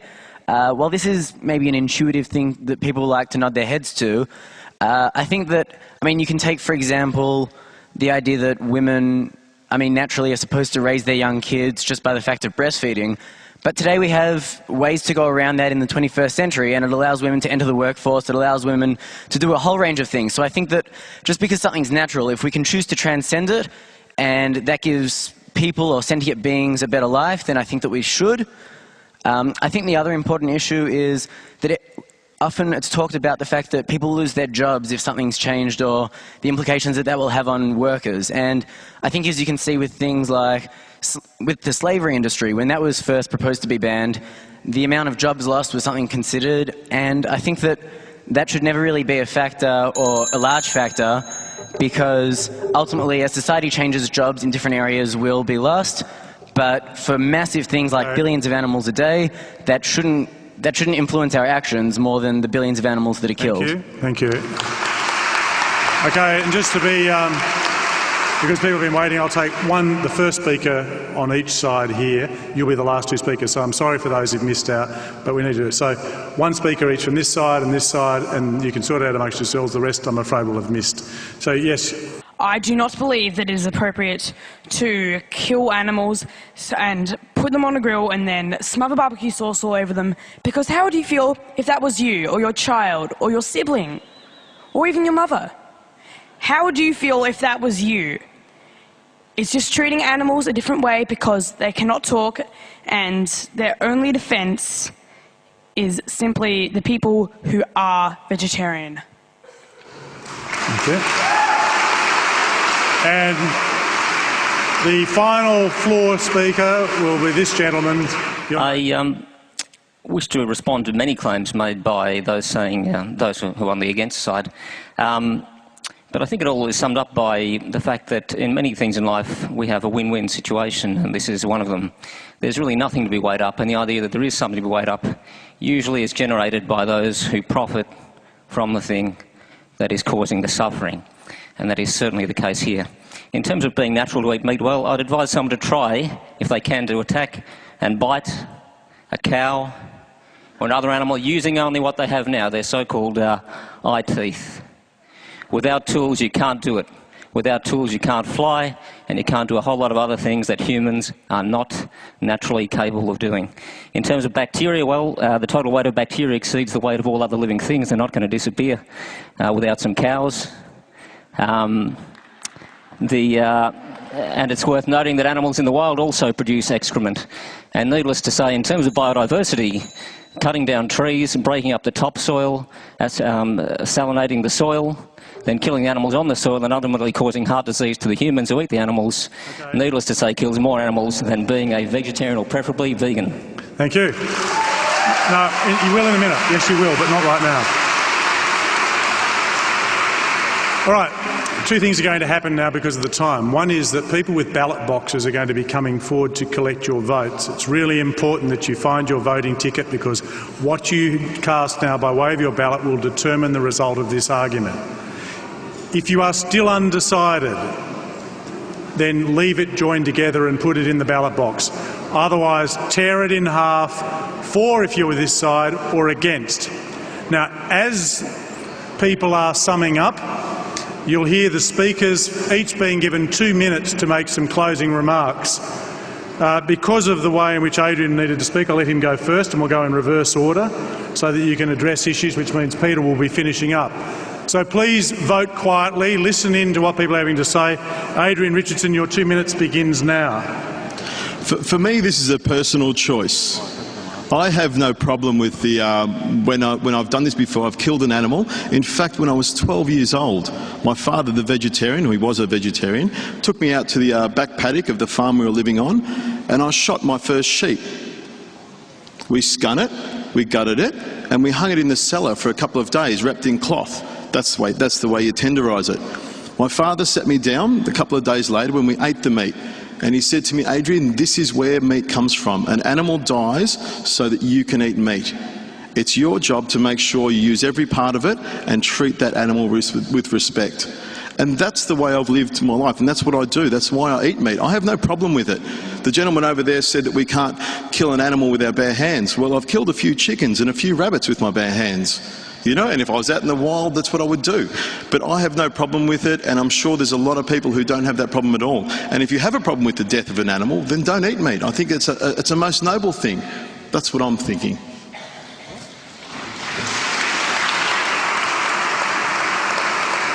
Veronica, you'll be next. You've got 2 minutes. I'd also be interested in, Philip, just to give you some warning, one of the arguments that was put on the thing that from the floor was that this is not about factory farming, and I'd like, if you could, when you make your comments, to remark on if there was no factory farming, would that in any way change your view? So just to have that on notice. Veronica, your 2 minutes begin now.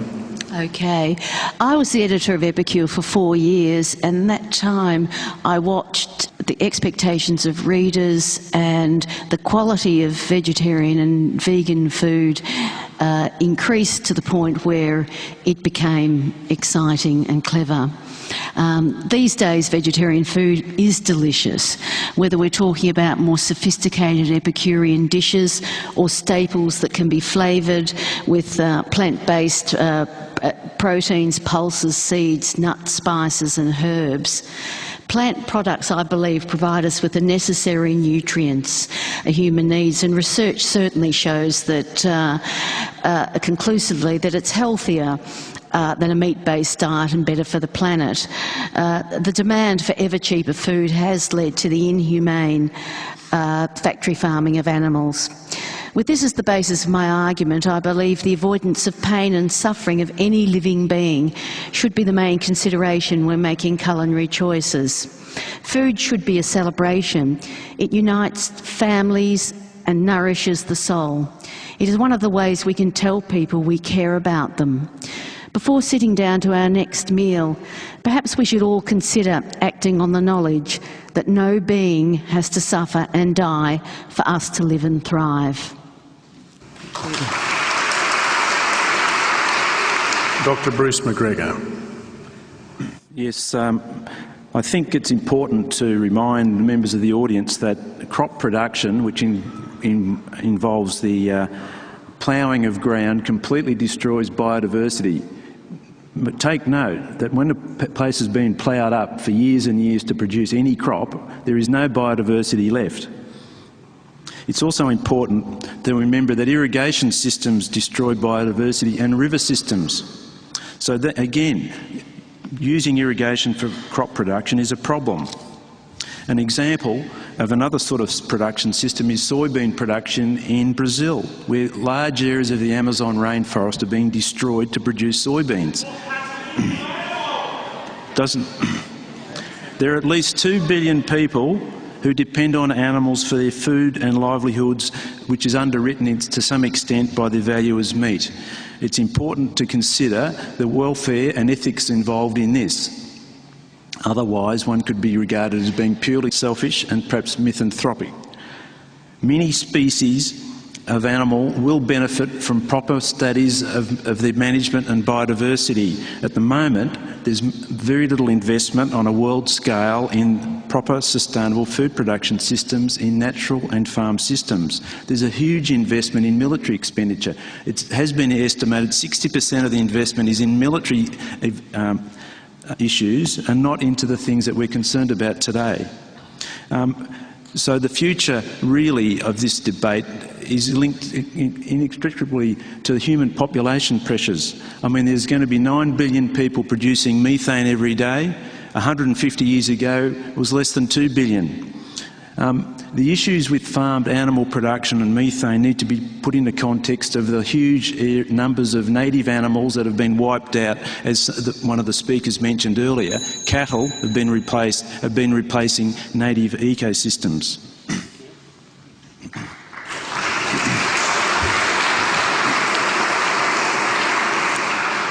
Philip Wollen. Simon, I'll answer your question as long as it doesn't come into my response time. Okay. It'll only take me a couple of seconds. Yeah. I completely disagree with factory farming. Most of the animals, the meat that we consume today, comes out of factory farms. Plain and simple. Anyone who tells you otherwise is disingenuous, to say the very least. And I'm just surprised at the... But if there was no factory farming in the world... Yes. None at all? Yes. Would it change your attitude to the eating of meat? It would not change my attitude in the slightest. Right. Okay, that's what I wanted to have clarity. Okay, to your statement. I'd like everyone here to just imagine another world. A clean, peaceful environment, healthy people, no cruelty, no killing, no screams. What type of person, some bright spark would come up and say, let's capture, cage, impregnate, torture and kill all the animals. Let's eat their rotting corpses and make our bodies a graveyard for murder victims. What would you say to someone who came up with that brilliant idea? Well, if no one here would invent such an industry, what kind of person would defend it? I guess I know the answer.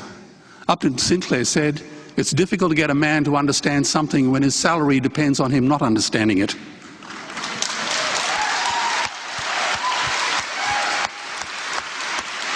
Now, during this debate, while we've been having this debate, 30 million animals have been murdered. So, as I say, I was a meat eater until I saw the atrocities committed against these powerless animals. Cruelty, if inflicted on a puppy or a kitten, would have landed the offender in prison for a long time. But if it's on a factory farm, it's okay. See, as I traveled around the world many years ago, I realized there were hundreds of animals I didn't eat. Dogs or cats, bears or bats, horses or hamsters, rosellas or rats. I ate none of them. So I simply added 5 animals to the list. Cows, sheep, chickens, pigs and fish. I've never felt better. So, I would say feeding a child meat is tantamount to tossing him a pack of Marlboros. The last sentence of Scott Fitzgerald's book reads, so we beat on, boats against the tide, drawn back ceaselessly into the past. I ask you, are we to live forever in a sick, smug and cruel past? The brutes and the bullies have been Goliath, but David is coming. Maybe he's in this room, maybe he's one of you. And if not you, who? And if not now, when?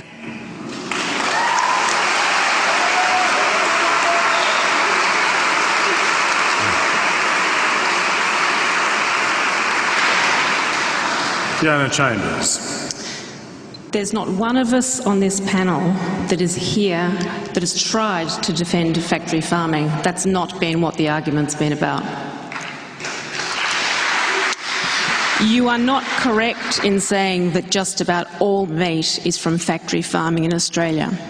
In Australia, the situation is different, and we've only got 6% of arable land, and the vast majority of that is extensively grazed on low-impact, environmentally sustainable systems. Not all of it, and I'm not defending the part that's not sustainable, but it's not true to say that most livestock is from intensive situations. here in the beef situation. In terms of humane slaughter, it's been said that it's not possible to slaughter animals humanely, and that's not true. It's not true because I've seen and witnessed, I've seen bad slaughters and I've seen good slaughters, and animals can be slaughtered. They can be slaughtered without pain and without suffering, and it's our absolute responsibility to ensure that that happens every time if we're going to be slaughtering animals. Nothing less than that is acceptable, and I'm the first to agree with that. But this debate was not about whether or not it's possible to slaughter animals humanely, because that in itself is not a reason for why animals should not be on the menu or whether they should be on the menu. Just to say it's possible to kill them humanely is not reason enough. But to use animals in a sustainable system to build soil is a reason to keep animals on the menu. Thank you. Peter, if you could, a question that was asked from up the back, which you might address just before you use your 2 minutes, was to do with whether or not adequate consideration has been given to people from other parts of the world and other cultures where the eating of animals for them may be their best source of sustenance. So is this a precious argument amongst people who are affluent to the extreme in comparison to them? Well, certainly, I think that I interpret the question as a choice for us, and we have choices. I did not think we were talking about whether animals should be off the menu for example, hunter-gatherer people in the Amazon, or people living in arid grasslands in Africa where they graze cattle and that's basically their major source of food. I'm certainly not going to stand here and say you have to put animals off your menu, even though that means that you and your children will starve. I think the ethical issue is one for us who can walk into a store and either buy meat or buy some equally or more nutritious plant-based foods. I think that's the case where I would argue that animals should be off the menu.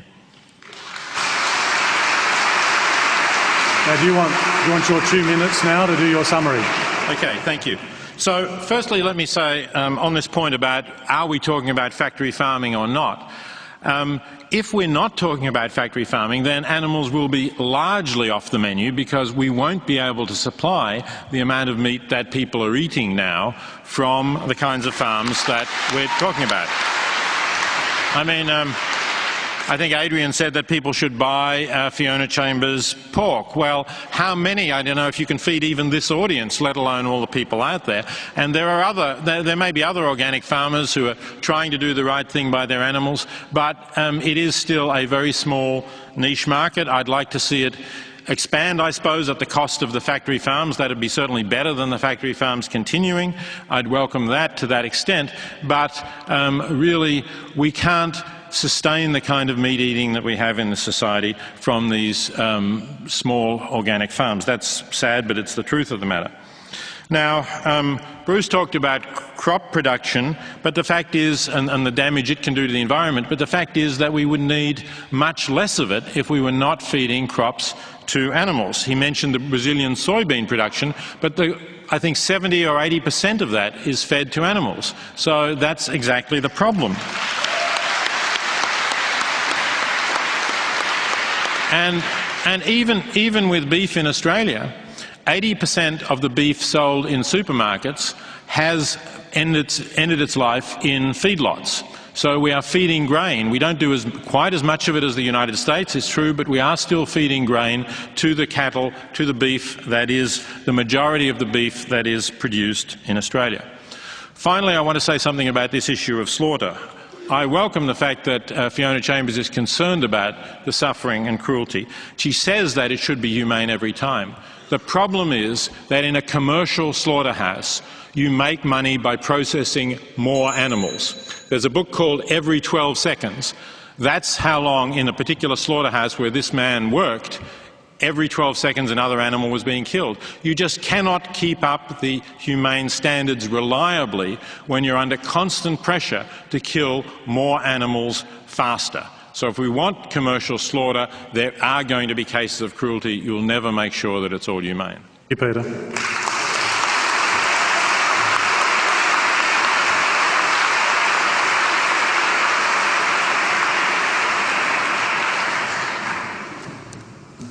Well, I have the tally of the pre-debate poll and the votes you just cast there, but before I open up the envelope and see what's happened, I'd just like to thank a few people.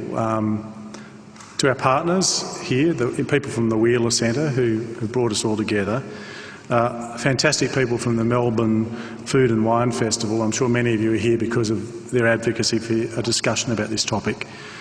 The staff and management of the Town Hall, the volunteers who've conducted this ballot, all of them out there busily counting, the editor and management of The Age, who are a partner we've had now for 3 years, the Mayor, Alderman and officers of the City of Melbourne, the Managing Director and staff of the ABC and our supporters, AMP.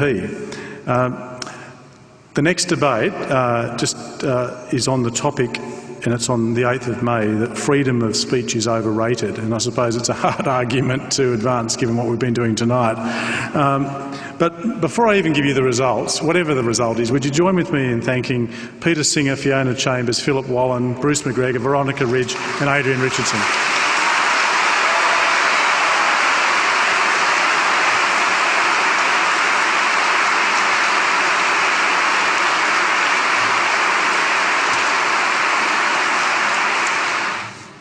It's whatever you think about this, it's amazing to think that, I don't think we would have got this many people 15 or 20 years ago for a topic about this. It's extraordinary the way in which the consciousness of this issue has been changed over the last few years. But you're not interested in my rambling reflections on that, are you? It's what happened in the debate. Well, here are the figures when you were surveyed coming in. The results were that there were 65% of people for the motion, 22.5% against, and 12.5% of you were undecided. At the end of the debate, the undecided has reduced to 6.9%. The against side has declined to 19.3%, which means it's been won with a whopping margin of 73.6% by the affirmative.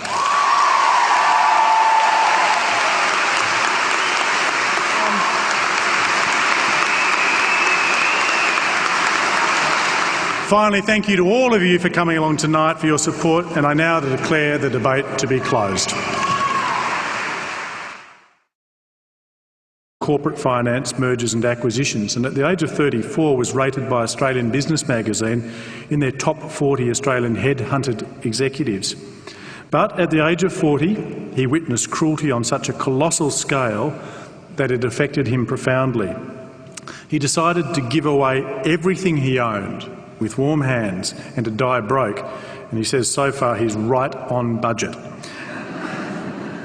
Today he devotes his life to children, animals, the environment, the terminally ill, the homeless and the arts. He supports over 500 humanitarian projects in over 40 countries with schools, orphanages, shelters, sanctuaries, clinics and scholarships. And he's received the Order of Australia and in 2007 was Australian of the Year in Victoria.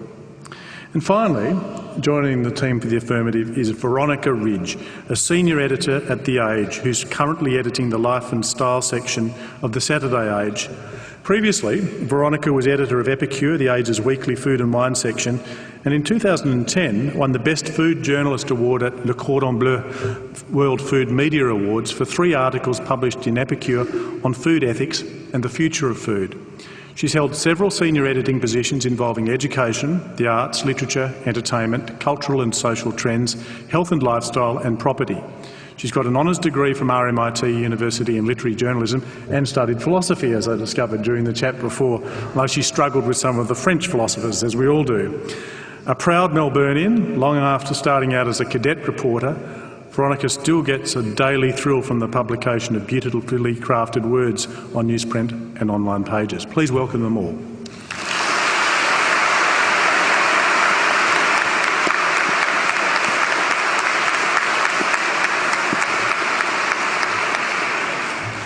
The team speaking against the motion will be led off by Fiona Chambers, a lecturer at Marcus Oldham Agricultural College in Geelong. She holds a Diploma of Applied Science in Agriculture, specialising in animal health, nutrition and genetics, and is undertaking a Master of Animal Breeding Management at Sydney. North African, Middle Eastern and Italian cuisine. Richardson's heritage definitely helps explain his enthusiasm for quality food that's packed with flavour. What his heritage doesn't help explain is his interest in all things blood and guts, given one side of his family are in fact strict vegetarians. Nevertheless, when it comes to meat, Richardson wrote the book on it. Literally, it's called Meat, and it was released in 2008 and provided readers with a simplistic guide on how to buy, cook and enjoy meat. Please welcome the speakers for the negative.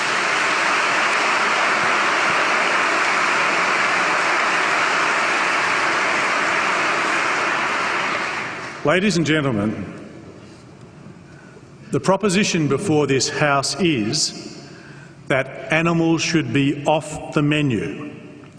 I invite Peter Singer to address this House with his arguments for the affirmative.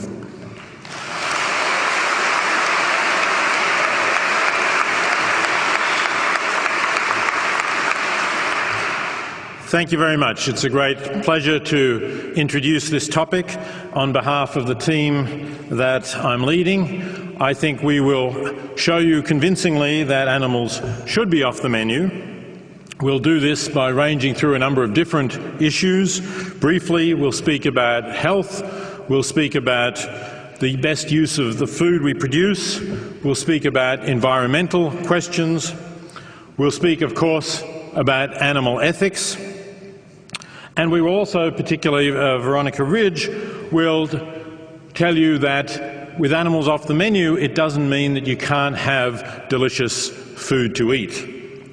So that is essentially our case, and we are, to echo what Simon Longstaff just said, passionate and committed about this topic. So let me just briefly outline the reasons along these lines, and I will do it roughly in ascending order of importance. University. Fiona has farmed organically at her Dalesford property since 1990 and began breeding Wessex saddleback pigs in 1995. She's a founding director of the Rare Breeds Trust of Australia and is a director of the Rare Breeds International World Board. She's delivered papers on the subject of sustainable farming and the conservation of farm animal genetic diversity at conferences both here and overseas. She's received a number of awards and fellowships in her 20-year farming career, most recently the 2011 Delicious Food Heritage Award and Best Bacon, the Foodie's Guide to Melbourne from 2010. She's been inducted into the Melbourne Food Hall of Fame. Bruce McGregor is an animal scientist of international standing in his fields of animal production science. His voluntary community environmental work has been acknowledged with a Centenary of Federation medal. Bruce works at Deakin University and is the author of over 450 research, technical and advisory publications, and is an associate editor of the international journal Small Ruminant Research. His interests in geography, history, biodiversity have led him to visit many traditional animal production systems across the globe. Growing up in rural Victoria instilled in Bruce a love of nature and an addiction to Aussie rules football, a St Kilda supporter. He's been involved with many community environmental groups, but particularly environmental restoration and protection of the Merry Creek catchment in Melbourne. Bruce is a long-term supporter of Oxfam, Bush Heritage Australia and other philanthropic causes. And last but not least, Adrian Richardson, head chef at Melbourne's La Luna Bistro and a co-host of 10's Good Chef, Bad Chef television program. For many people, air travel and good food are mutually exclusive experiences. But for Richardson, it was one that led him to the other. I started working in kitchens, he says, part-time to pay for my lessons, and that's where it sort of kicked off. I gave up the flying lessons and went back to school. Since then, he's worked in some of the most prestigious kitchens around the world. Growing up in a household with a melange of Well, good evening, ladies and gentlemen, and welcome to the Melbourne Town Hall, where for the first of the third series of debates, we've managed to have the audience spill up from the floor and start to fill the upper reaches of the hall. So it's wonderful to have you here tonight. On behalf of St James Ethics Centre, the Wheeler Centre, the Melbourne Food and Wine Festival, The Age, the City of Melbourne and the ABC, all of whom have worked together to make this event possible, I'd like to welcome you here to the Town Hall, as I say, for the first debate in our third season. Tonight we are gathered on the traditional lands of the Kulin Nation, and I wish to acknowledge them as the traditional owners. I'd also like to pay my personal respects to their elders and to the other elders of other communities who might be here tonight. My name is Simon Longstaff. I'm the Executive Director of St James Ethics Centre, and I'm delighted to chair tonight's debate. Now, I should mention that later on in the proceedings there will be an opportunity for you within the audience to contribute to the debate, speaking for up to a minute for or against the proposition if you're minded so to do.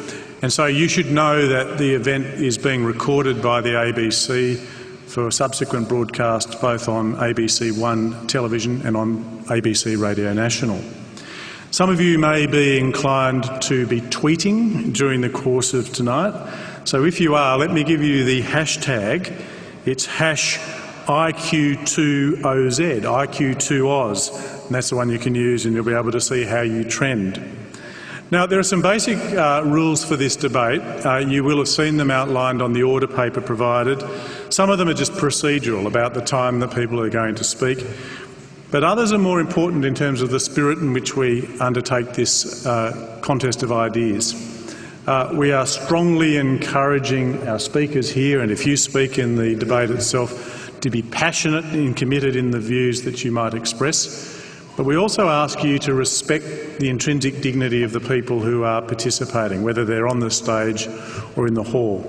It's about having respectful disagreement, even though that might be passionate in tone. Now, hopefully everybody, as you entered, was asked your opinion about the topic.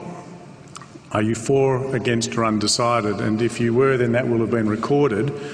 What you should have found on your seat when you came in is a ballot paper, and that will be cast later on when we have the formal vote. Those ballot papers are very simple to use. If you're for the motion, you put in the for side. If you're against, cast the against side. But if you're still undecided, and I hope that you won't be by the time you cast your ballot, then just leave the ballot paper joined together and cast it as a whole, and it'll be counted as still undecided.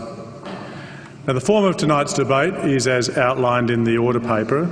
The topic is that animals should be off the menu. And it's now my intention to introduce each of our speakers, and I'll introduce them as a bit of a job lot, all of the speakers for the affirmative and then all of the speakers for the negative. And after I've introduced them, each side, I'd ask you to welcome them then as a whole.